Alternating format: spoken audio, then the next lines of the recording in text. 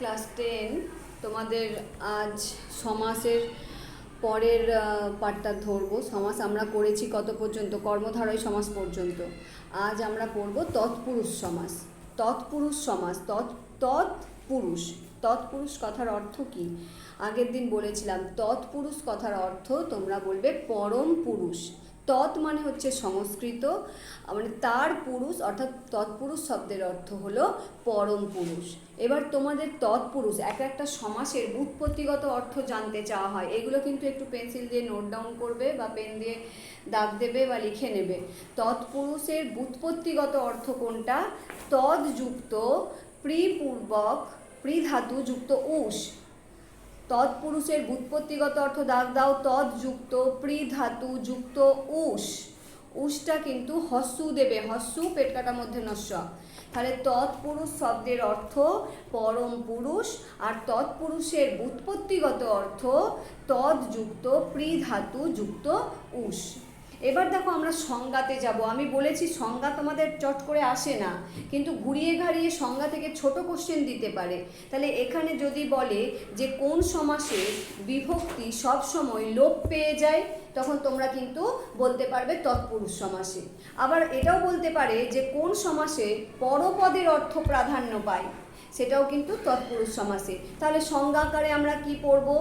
যে সমাসে পরপদের অর্থ প্রাধান্য পাবে এবং এই যে শব্দগুলো, যেমন ধরো পূর্বপদের বিভক্তি বা বিভক্তির জায়গায় অনুসর্গ, এইগুলো সব কি হয়ে যাবে?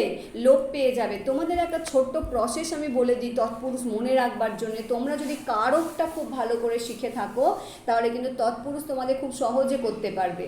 তৎপুরুষ কারকের সঙ্গে কিন্তু অনেকটাই মিল আছে। যেমন আমরা যখন তৎপুরুষের শ্রেণী বিভাগটা পড়ব, যেমন প্রথমে আমরা তৎপুরুষকে কটা ভাগে ভাগ করা যায় দেখে নিই। তৎপুরুষকে আমরা দুটো ভাগে ভাগ করতে পারি, একটা হচ্ছে কারক অকারক, আর একটা হচ্ছে গঠনগত দিক থেকে। আমরা আগে পড়ব কারক অকারকের দিক থেকে। কারকের দিক থেকে আমরা প্রথমেই পড়ব কি? কর্ম তৎপুরুষ সমাস। আমরা পড়েছি না কর্মকারক? পড়েছি কর্মকারক কি বা কাকে দিয়ে প্রশ্ন করলে আমাদের কি হয়? কর্মকারক। তাহলে সেক্ষেত্রে কর্ম তৎপুরুষ সমাসে কি হবে?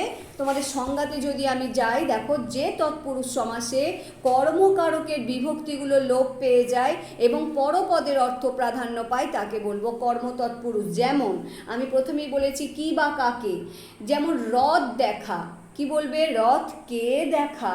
আমরা যখন উত্তরে লিখবো তখন কিন্তু কেটা উঠে যাচ্ছে। তারপর দেখো লুচি ভাজা, লুচি কে ভাজা, কেটা কি হচ্ছে? উঠে যাচ্ছে। তারপরে যদি আমরা বলি কলা বেচা, তার কলা কে বেচা। হাত দেখা, হাত কে দেখা, তাহলে কেটা কি হয়ে যাচ্ছে? উঠে যাচ্ছে। তোমরা যখনই দেখবে কে যোগ করা আছে তখনই তোমাদের কি মনে হয়ে যাবে? বুঝতে পেরে যাবে কর্ম তৎপুরুষ সমাস, কর্ম। এবার আমরা দ্বিতীয়তে যাব করণ। আমরা করণ কারকে কি পড়েছিলাম? করণ কারকে আমরা পড়েছিলাম দিয়ে বা দ্বারা থাকলে আমরা কি পড়েছিলাম? সেখানে করণ কারক হয়। তাহলে দিয়ে বা দ্বারা, এখানে তেমনই করণ তৎপুরুষ যখন হবে, আমি যদি দুটো উদাহরণ দিই তোমরা ভালো করে বুঝতে পারবে। যেমন লাঠি খেলা, কি দিয়ে খেলা? লাঠি দিয়ে খেলা। আমি যদি বলি যে হস্তচালিত, হস্ত দ্বারা চালিত। তারপরে যদি বলি ধরো এখানে শিশির সিক্ত, কি দিয়ে সিক্ত হয়েছে? কি দিয়ে ভিজে গেছে? শিশির দ্বারা সিক্ত। তাহলে এই রকম যখন দিয়ে বা দ্বারা হবে তখন সেটা আমরা কি করে দেব? করণ তৎপুরুষ। তাহলে ওই একই রকম সংজ্ঞা হবে। যে তৎপুরুষ সমাসে পূর্বপদের সঙ্গে করণ সম্পর্ক গড়ে ওঠে এবং যখন উত্তরটা হবে সমাসবদ্ধ পদটা যখন হবে তখন ওই দিয়ে বা দ্বারাটা কি হয়ে যাবে? লোপ পেয়ে যাবে। দিয়ে বা দ্বারাটা আমরা তখন আর লিখব না। তাহলে দিয়ে দ্বারা দিয়ে যখনই সমাস ভাঙা হবে তখনই আমরা বুঝতে পেরে যাব কি তৎপুরুষ সমাস? করণ তৎপুরুষ সমাস।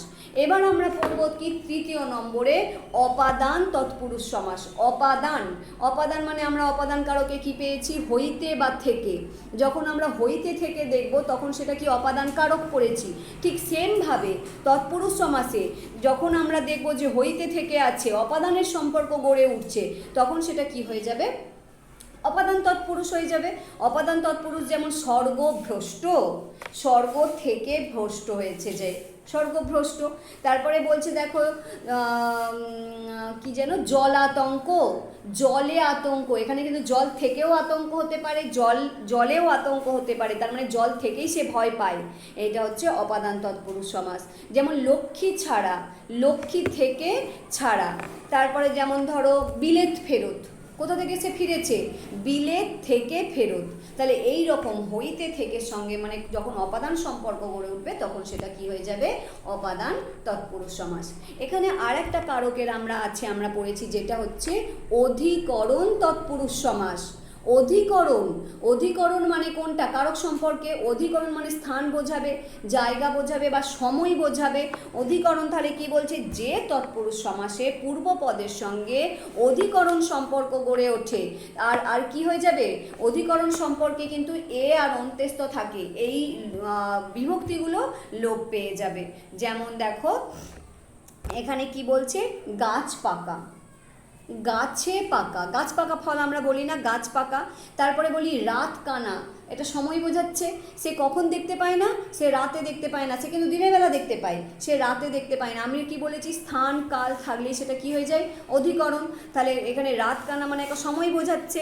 তারপরে যখন মাথায় ব্যথা, কোথায়, একটা স্থান, একটা জায়গা, অঙ্গ বোঝাচ্ছে, মাথায় ব্যথা, তাহলে সেটা কি হয়ে যাবে আমাদের অধিকরণ তৎপুরুষ সমাস। তাহলে আমি এইটুকু আর একবার বলি, তৎপুরুষ সমাস, তৎপুরুষ কথার অর্থ হচ্ছে পরম পুরুষ। তৎপুরুষ শব্দের ব্যুৎপত্তিগত রূপ হচ্ছে তৎযুক্ত পৃ ধাতু যুক্ত উষ। এরপর তৎপুরুষকে আমরা দুটো ভাগে ভাগ করতে পারি, একটা হচ্ছে কারক অকারক, আর একটা হচ্ছে গঠনগত বা অর্থগত। আমরা প্রথমে পড়লাম কারক অকারকের দিকটা, কারক অকারকের দিকটা পুরোটা আমরা যাইনি, শুধুমাত্র কারকের দিকটা পড়লাম। কারকের চারটে রূপ আছে, কর্ম তৎপুরুষ, করণ তৎপুরুষ, অপাদান তৎপুরুষ, অধিকরণ তৎপুরুষ। এই চারটে তৎপুরুষ, কর্ম মানে কি বা কাকে, আর করণ মানে দিয়ে দ্বারা, অপাদান মানে হইতে থেকে, আর অধিকরণ মানে স্থান কাল বোঝাচ্ছে। তাহলে আমরা কারকের তৎপুরুষ সমাসের ভাগটা পড়লাম। তাহলে এইটুকুই থাক, তোমরা উদাহরণ দিয়ে বারবার প্র্যাকটিস করবে, দেখবে তোমাদের প্র্যাকটিস হয়ে গেছে।